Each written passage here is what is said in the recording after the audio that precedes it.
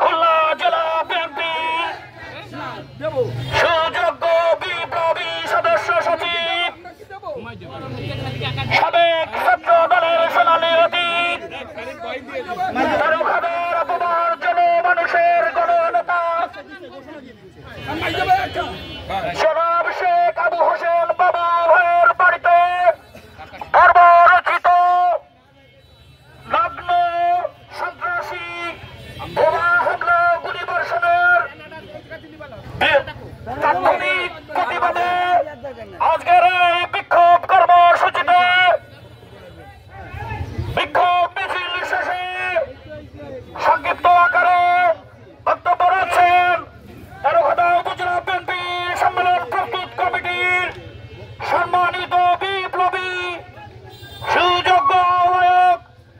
জননেতা জনাব চৌধুরী কৌসার আলী।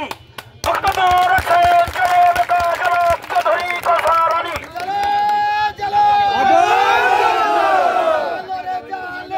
আগুন জ্বালো